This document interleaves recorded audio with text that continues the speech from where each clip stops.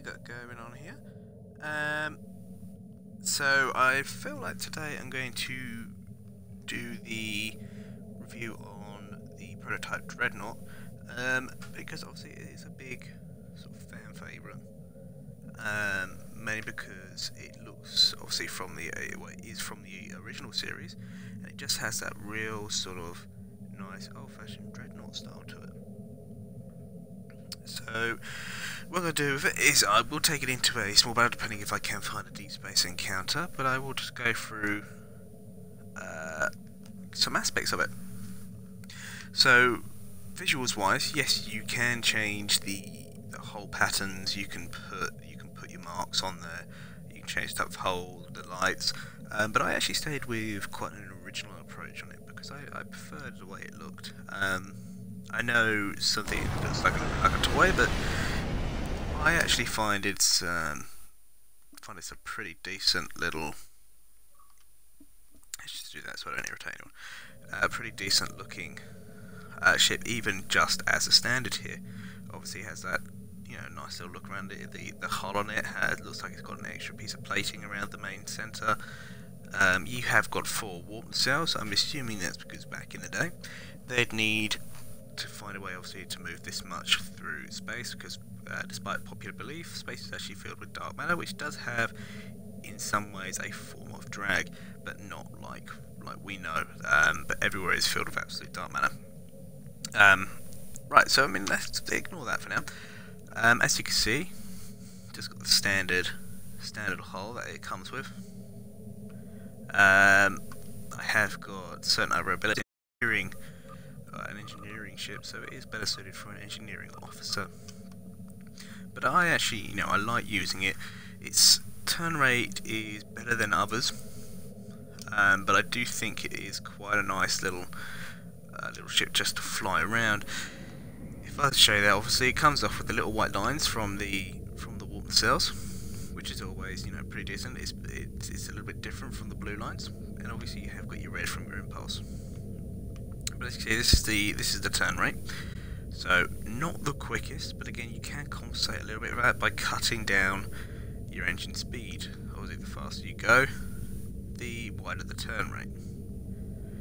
Just because that's how it works. That is how it works.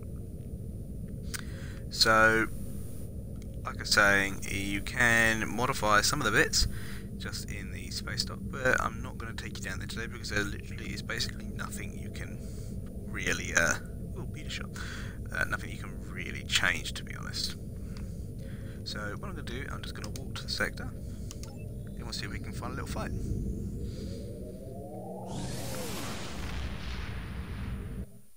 Boom. And as you can see with the warp there, you didn't have the light splash which you have at the end normally of a warp.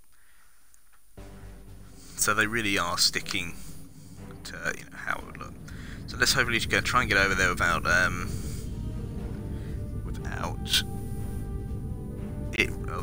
event despawning before we get there.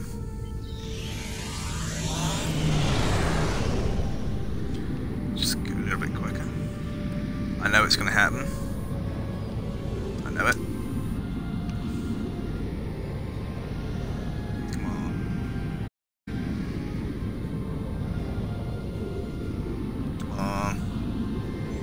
Come on, don't run out of me yet. It's nearing its end. It's nearing the end. Come on. Oh. Still slightly over a sector to go. Hopefully we will get there in time. If not, I'm going to have a silent little rage to myself. Which will probably come up as a not very silent little rage. So, obviously, it does have that nice little appeal to it when flying through. Obviously, being a dreadnought, the cruising speed and everything isn't the same as a cruiser. Obviously, your turn rate's a lot slower, so you do need to be aware. So you can equip consoles onto it, which will help with your turn rate. I admit I actually don't have turn rate consoles on this one. But I do have anything else to boost up the other stats, and I don't know why I don't have the turn rate consoles on there. I just never put them on there, and it is just as simple as that. Right, let's veer off towards this to this ship here, and shall we? Yeah. There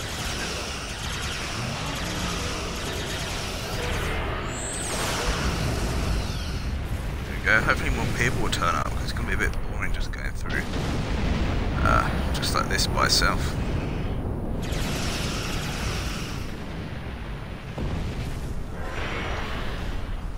Okay, so I have equipped torpedoes onto it. I quit torpedoes now and then, but it's not something I usually do on the major ships, just because I do like to have my phaser beams on there. I don't know what's going on there. As you can see, you have got 3 aft weapon slots and 5 fore weapon slots, so it's probably best to stick your omnis on there. You can put a cutting beam on there as well, and that will just make sure... Oh yes, we've got friendlies. That will just make sure that obviously you'll have a complete shot, especially from your forward arc. You'll be able to hit them all the time out there.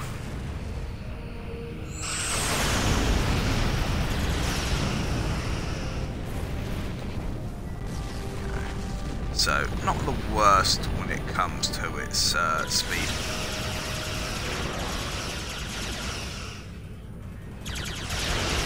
I have equipped the pulse phasers on it mainly because they are story arc from the original series. They come from that era. But I don't get that. Why do people come over to basically give you a hand when you really don't need it? Then they'll ignore the ones that they have over on their side. Oh, look at that damage it's doing to me.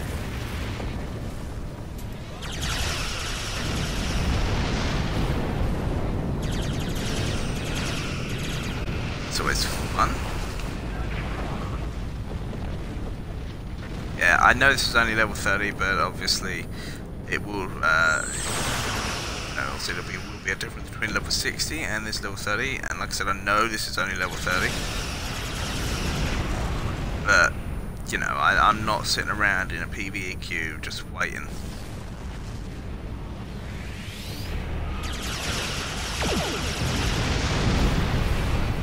Lush. Hey, that grand that was.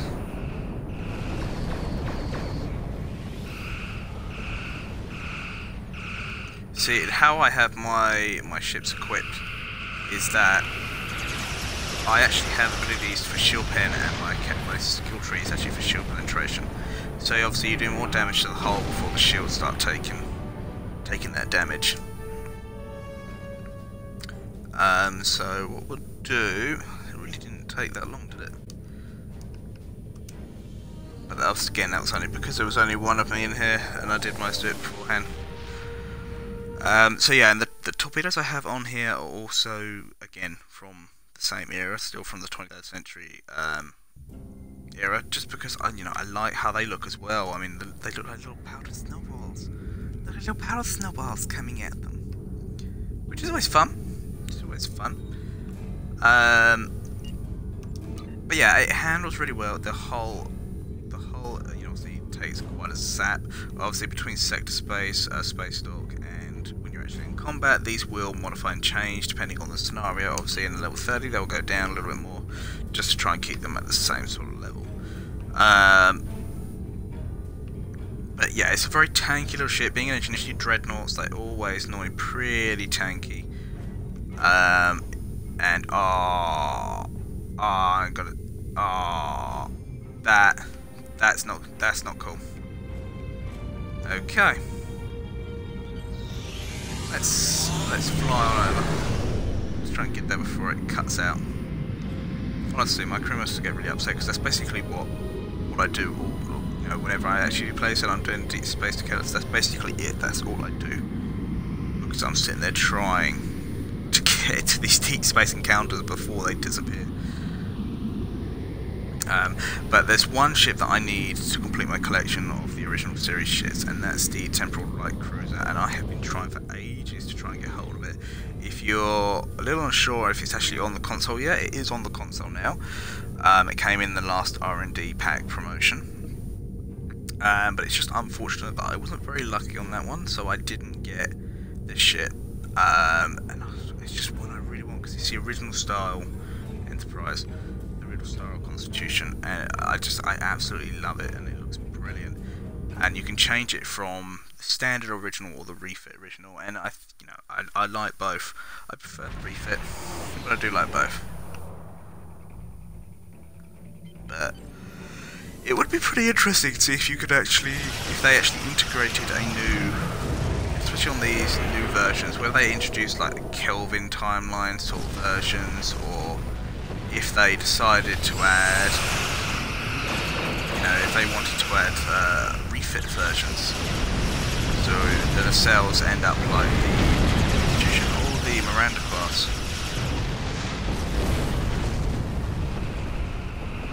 But as you can see, hull-wise, the damage that's been done, again, I know these are level 30, but, look at the hull that's been done. So let's prepare for another wave.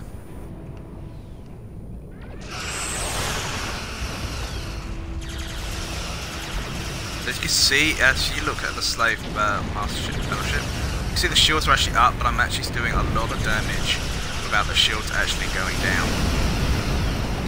Again, that's just because of my skill tree, my abilities, my traits, because like I said, I have all my skill, my traits and everything all hit on for shield penetration, mainly because I'm a tactical officer and it can come in really handy with tactical class starship, with tactical escorts, which have the shield penetration on there and the cannons.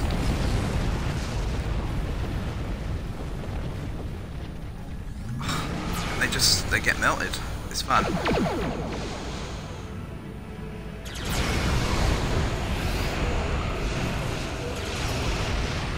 Get a little shot in there.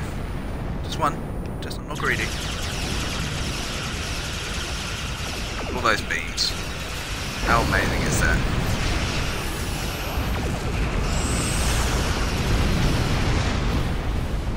Oh, there's nothing here. Got rid of them. Wasted my torpedo ability for nothing. So after we go back here, I'll take you back into. Ah, didn't waste it.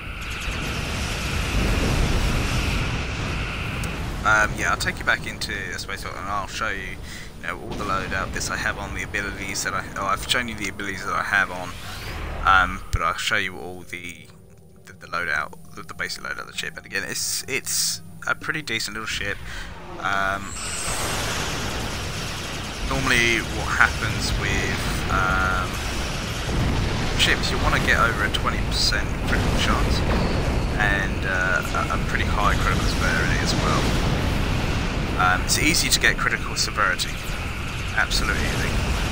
It's harder to get the critical chance, especially with Federation characters. Romulan characters are very easy, it's very easy for them to get their critical chance, but especially with Federation, there's basically not much in the way of actually being able to get to 20%. But let's take you over there now.